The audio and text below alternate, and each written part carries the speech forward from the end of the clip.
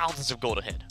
That's the great thing about the Chinese teams is that they play the map so well. You know, you can take one tower from the top side, but then it's the bot side that you can get something else. But Omegha, they come up with the Karma first pick. Now, FPX banned away that Ashe, which we saw Almine have a really good game, but the Karma's great. The reason why the Karma is really great for Omegha is because Almine loves to play AD carries, and Karma is like an enabler for the AD carries. It means that you can play the hyper carries, potentially like the Vayne, potentially like the Lucian as well, that we've seen Almine play in the World Tour. And we have so many expectations for Almine with the Karma here, but at the same time also the jungler coming in here. Bening has had an amazing performance that Karma doubles up as an engager, as an enchanter for that. Yeah, exactly. You can play like a hyper carry jungler if you want to as well. Omegha, Bening has played Lee Sin twice. We're going full defensive right now. We're going Karma shields, we're going Shen shields. We also have the Lucian there, but the Lucian can still be played in the mid lane for suits. Most likely, I think we'll go into Almine in the bot side as he has played it a few times before. But we're already seeing what sort of comp Omegha are trying to unfold here. Absolutely, and FPX, they're playing their own game, right? They have the Wukong, they have the Corki. They're looking for the third pick here as well. Just two strong staple picks. We've seen so much of Wukong and Corki so far. And then the Jax, of course, coming in here. A direct provocation, 0711. This guy has been a superstar of his team, you know, a superstar in the competition so far, and FPX love to play around it. For sure. I mean, we've got Fado, who's already played 2 games of Wukong, now going to be on his 3rd game of Wukong. Corki as well in the mid lane. Again, Yezi played 2 games on the Corki against Flashball, so we're going to be picking that up again. So these are all comfort picks for FPX. They're just like, Omegha, you can pick what you want. You can play your scaling comp. You can play your, you know, protect Almine comp. But we're just going to outdraft you, and we're just going to make sure we can scale into late game, which they already have Jax, Corki, and Wukong for that. But now the jungle pool takes a hit, right? Because we go into second ban phase, FPX get to ban away to Lee Sin. I think the Olaf might get banned here as well, right? You don't want to give that a Beningus. It does decently well into the Jax. Yeah, it does decently well into Jax, and also it does decently well because you have the Karma and the Shen as well for the shield, so you can kind of work it as like that secondary carry. So you have Almine as the main carry, and then you kind of have Olaf there just in case Almine does get a little bit caught out. Janna is actually the one being banned, which I believe we did see Janna being played once by Omegha against Buram as well.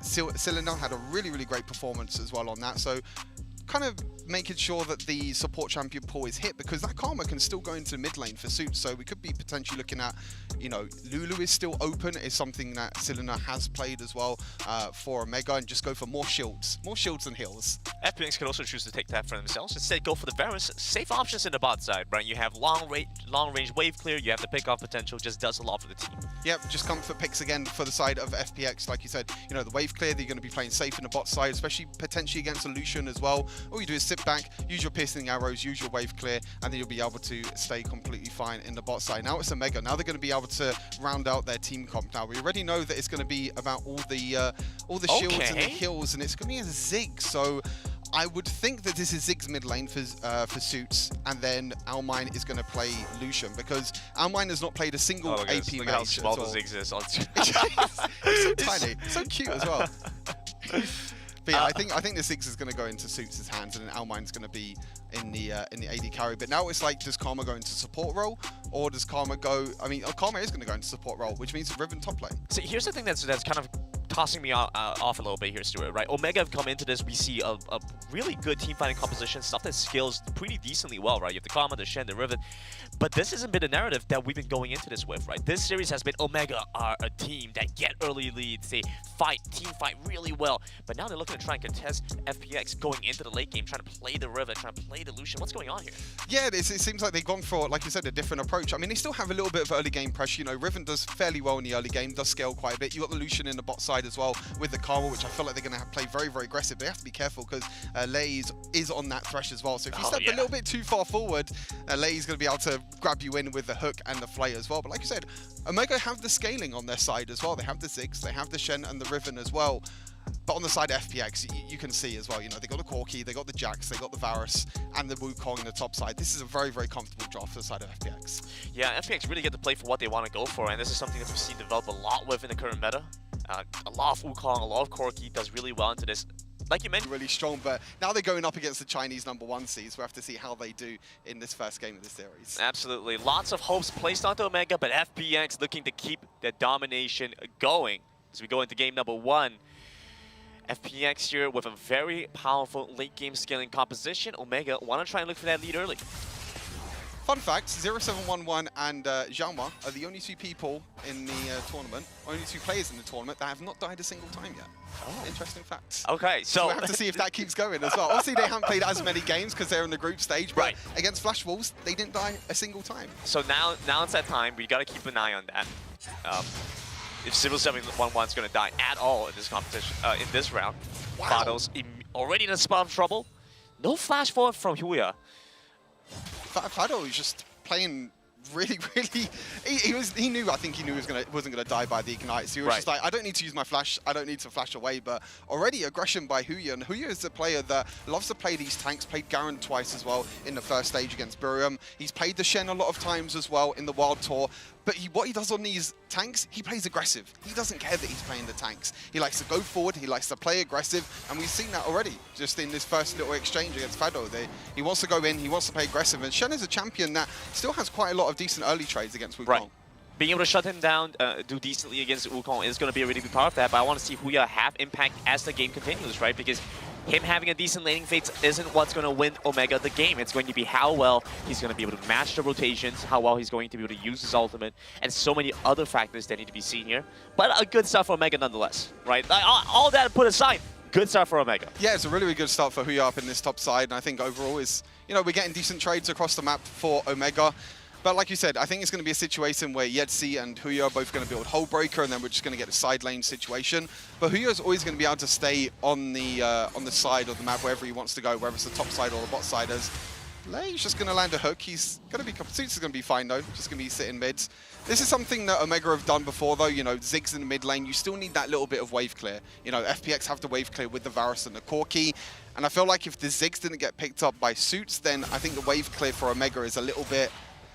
It basically is non-existent if you don't go for the Ziggs in a situation. So you can see already that Almine and Silena are playing aggressive toward his bot side because Lei is playing aggressive. But look at the members rotating down to the bot side for FPX. Yeah, and FPX just get to have such a safe lane here with Selma while waiting for the rest of the team to come to the bot side. Omegha really don't have an easy option. In the top side, it's time for Fado to get his revenge with first blood and a solo kill over Huya. Huya was so close. He ought to attack the honey fruit, but he wasn't able to pick up the honey fruit. I think there was a little bit of a delay there, and he wasn't able to pick up. But really nice solo kill by Fado, taking advantage of that level 5. And did he just use his ultimate? He tapped it. You know how it is. You're playing around. You're trying to like zoom, because a lot of these players use like the index finger to like move around the screen, right? They want to move the camera around. I can see that happening when you tap the ultimate button while you're trying to scroll around, right? Is that too much of a stretch? It's a little bit of a misplay. I do know.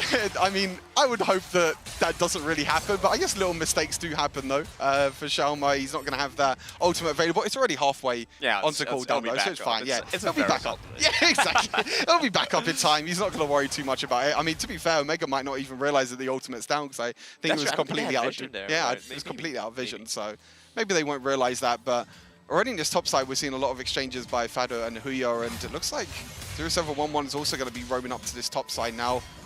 Just putting more and more pressure towards Huya. I really like what they're doing here with 0711 going into the jungle, trying to deny away camps, take some golden EXP away. Yeah, exactly. Yeah, I mean, you can see the aggression. Even though you are a Jax, you can still go into the other side of the map. But this is a confidence. Suits still has his flash though, so that should be able to get him out. Satchel charge back into the mid lane. Very well done by Suits. They had a ward there, and Lei did an insane flash hook there, and 0711 afterwards was able to jump over, but the flash and the satchel charge afterwards, that was an insane back-to-back play, to be fair. Oh, absolutely. That was incredible. And every death sentence landing from Lei so far. I'm have to see if that trend's going to be able to keep aggression. going. Cyclone once again used. Huya going to suffer at the fate of the Ignite, but Fado the same. So you see Lei trying to rotate over now, looking for the pickup on the Shen, but you have Beningas chasing soon after, so you have to start backing away now.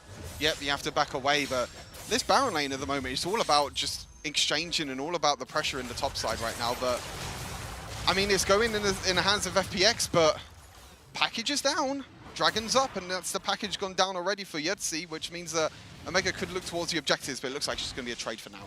It's a calling for a package exchange, but Almin also had to use the exhaust to make it a winning trade. FPX moving over to the Rift Herald, not trying to make this one go over too easily, but Dingus will be able to pick this one up, though, with the support of the rest of his team. Oh, okay. Out of vision for a second. It's okay. It's all a little bit scary. That's very, very scary. But they're going to look to try and get this top side of the map now. It looks like there is going to be a bit of a trade as Yetzi gets a solo kill in the bot side against Almine. Oh, there we go. Gets his revenge. You spawn him out. Now you have no exhaust. Yetzi will get his opportunity there. Outside. I thought this was going to be a Rift Herald angle, but it looks like they're not going to try and go for it. Yeah, I think it's good rotations by FPX just defending the top side. I think that when you do get the Rift Herald, you want to try and get that early advantage. And again, another hook! I'm not sure if this amounts to much, though. Huya will end up having to go back on the turret. Will delay the recall, but it's still a Shen, still quite tanky. Yeah, he's going to be pretty fine. They're actually going to use it towards the mid lane instead. They do have the Ziggs as well with the satchel charge. They can still go. That's a lot of damage as well. I don't think the tower is going to get low enough, though, but they're going to try and use this Rift Herald pressure. Will the satchel charge get it? It doesn't get it in time. Just barely out of damage range, I think. Yeah, barely out of damage range. You need to get low enough on the tower health to be able to get the satchel charge. And meanwhile, that means FPX can just take the Baron lane tower. Very well done then. You have the Dark Passage out from Lily to try and get Fado away as well.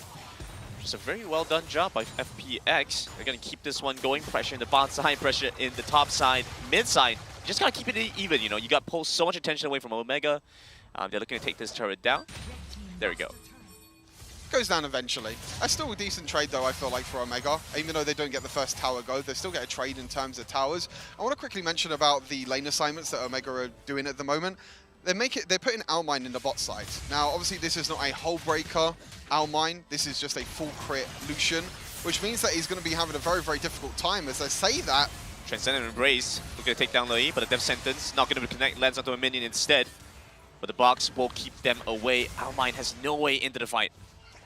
But yeah, FPX put Yetzi in the bot side as well, but Benignas, no, he's not going to go for it. He's just going to back off for now. But yeah, FPX and Yetzi, they were in the bot side. Yetzi has Hullbreaker, and when you're a Lucian, when you're Almine, if you don't have Hullbreaker, it's really hard to win that 1 versus 1. And obviously, Yetzi has already won 1 versus 1, but that kind of shows you the playstyle of what Omegha want. Omegha always try and funnel as much gold as possible into Almine, whether it's through the side lane, whether it's through the mid lane as well. They're keeping Ziggs in the mid lane for that wave clear. But the problem is that, like I said, Almine doesn't have Hullbreaker. So when you're Yetzi, when you have Hullbreaker, you can easily win that 1 versus 1 against Lucian. So lane assignments are a little bit scuffed, I would say, for the side of Omegha, because this is a different Lucian build to what we have seen. Right. But again, it's just funneling more gold into Almine's pocket. We get to see more from FPX here as they move over to the bot side, trying to pick up another turret. Omegha will take a little while to try and respond to this. You can see Almine by the side, just going to pick up the wave when they're done. It's going to be, well, we will see Almine do more damage in the team fights, yep. But Yetzi will have more impact in the side lanes, and it's a big trade-off. But when you're up against the macro game that's coming through right now, you know, it's not as wild of a lead, 3,000 at about 8.5 minutes. It is still quite a substantial one, and it's continuing to grow despite not many kills coming across. Yeah, I think 3,000 gold at 8 minutes is quite a lot, to be fair, considering that FPX have the scaling in a normal game. Yeah, in like a general with like set match matrix metrics, you know, it's a good amount to be ahead of. Exactly, yeah. I mean, I think because FPX have the scaling comp as well, they'll be completely fine. You know, they got a gold lead, they got scaling, they got the Jack scaling, the Corki scaling, the Varus scaling as well. Hasn't even completed the Manamun yet. It's not been fully stacked just yet. But I think Omegha, they want to try and go towards these team fights, which, to be fair, against a Chinese team is maybe not the best thing, but this is what we know from Omegha, is that they're really good during these team fights. They just want Almine to get a little bit of gold. And I think the problem is that Huya still doesn't have Hullbreaker. Yeah. So what we're going to get into a situation where Yetzi is just going to go into the side lane. He's not going to at the moment because he has the package, but when he doesn't have the package, he's going to look into a side lane and use a Hullbreaker. And there's no one really on Omegha's side that can really deal with that. Very close to a hook landing here from Lei, as we see FPX pick up the Rift Tunnel for themselves here.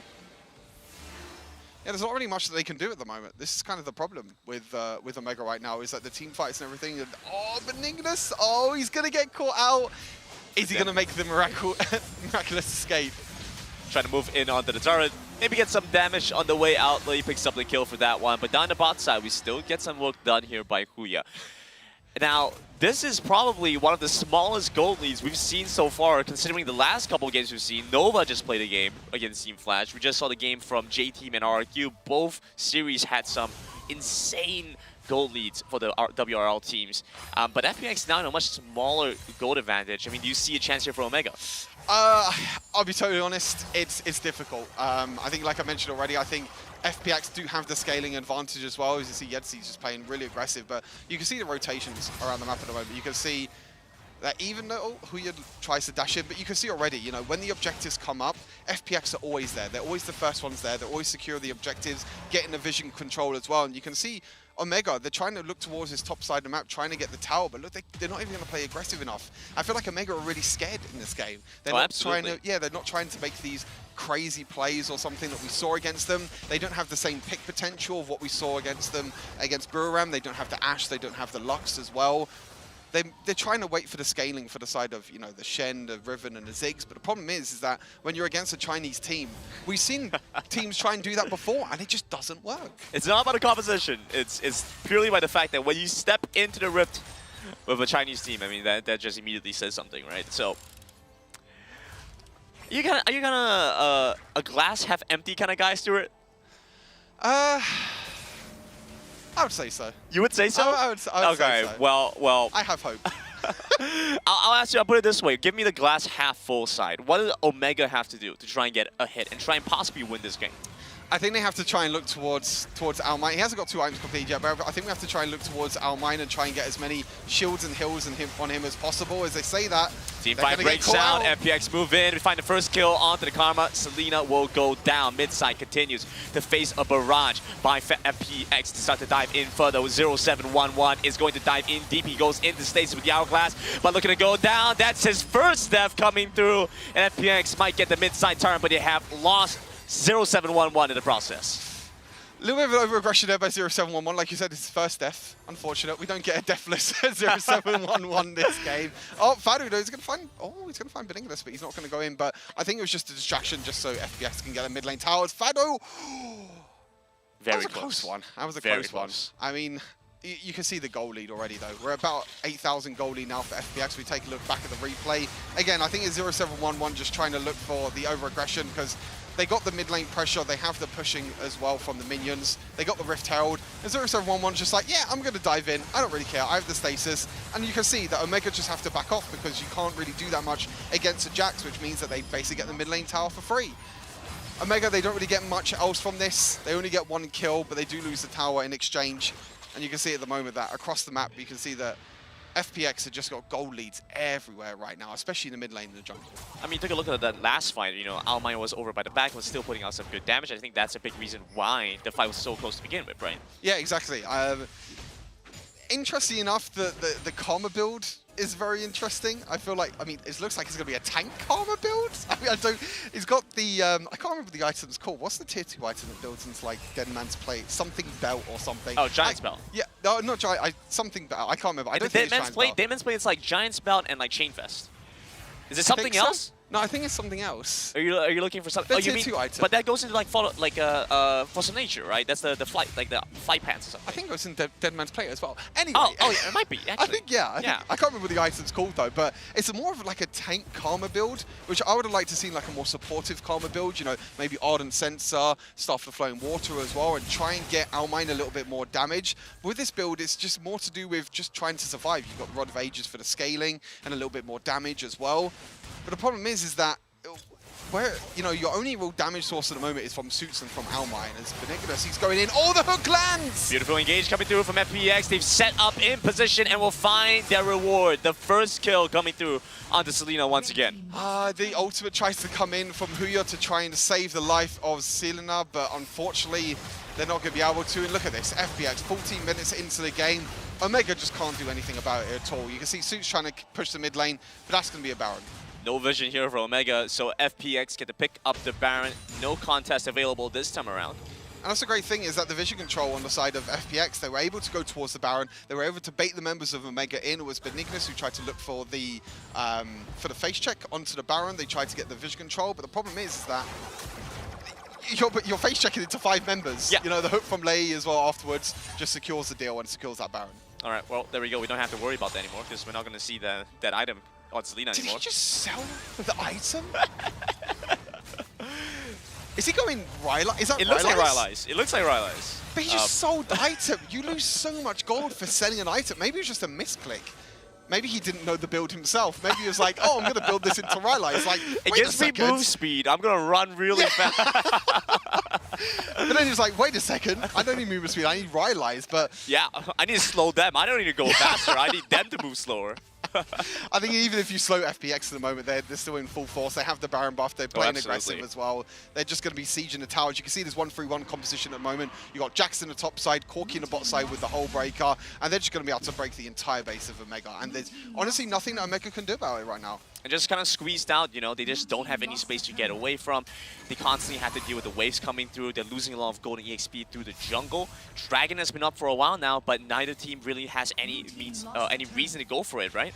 Exactly. I mean, there's no reason to take the Dragon because at the moment, FPX are just going to take everything. They're going to take the top tower, they're going to take the bot tower, and now they're just going to go towards the mid tower. Transcendent Race comes through. Huya looking for an entry into the fight through the means of his other teammates.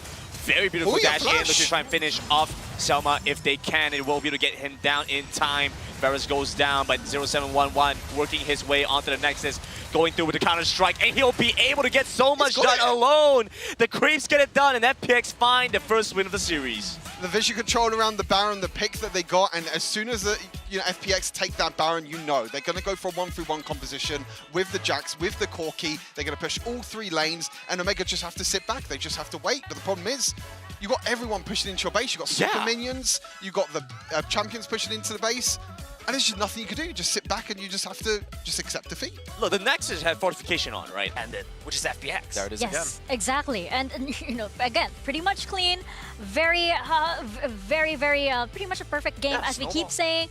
But Nice like, and steady. as we were discussing actually behind the scenes earlier, we were saying how, like, you know, FPX, they seem to be more of like the calm and like more of like a simple kind of team in the sense that like they don't need like you know, those excellent jungle plays by like Long or something. They don't need those things in order to win. They just basically just need to play Wild Rift. I just wonder how far this can be pushed, because this is the #1 team in the WRL.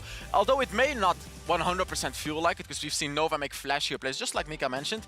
I want to see how far this team get pushed. And again, I do feel Omegha has it in them. I just want to see them draft just a bit differently, play their crazy compositions, and see them push this beast of the FPX. You know what I love about FPX? If you go back and you look at all the comps they played so far, I mean, that's 3 games, right? But if you look at those 3 games, they've shown nothing. They've played